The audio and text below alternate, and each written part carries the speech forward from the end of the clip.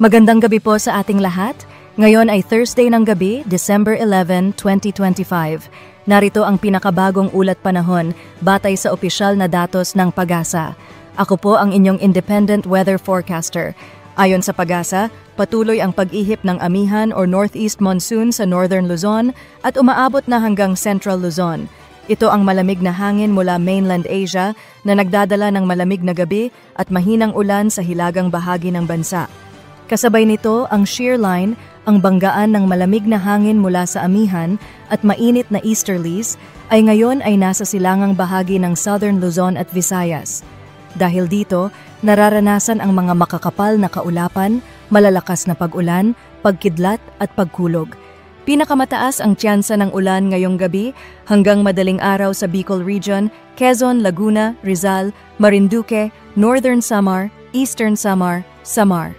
Sa Northern at Central Luzon, Cagayan Valley, Cordillera at Aurora, mahinang ulan minsan tumitindi lalo na sa Bulubundukin. Ilocos Region at natitirang bahagi ng Northern at Central Luzon, bahagyang maulap na kalangitan na may mga isolated light rains. Mas malamig ang panahon lalo na sa madaling araw dahil sa amihan. Base sa latest satellite animation ng PAGASA, walang bagyo o LPA sa loob o labas ng PAR. At wala ring inaasahang papasok hanggang kalagitnaan ng susunod na linggo. Ngunit para sa ikalawang kalahati ng December, may posibilidad na isang bagyo ang mabuo o pumasok sa loob ng PAR. Patuloy pong mag-antabay sa mga susunod na update. Sa sea conditions, wala tayong gale warning sa ngayon.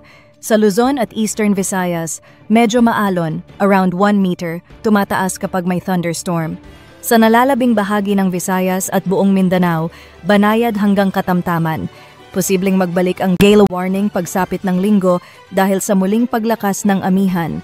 At iyan ang latest nating weather update ngayong Thursday ng gabi, December 11, 2025. Ako po ang inyong independent weather forecaster, nag-uulat batay sa opisyal na datos ng PAGASA. Mag-ingat po kayo at magandang gabi sa ating lahat.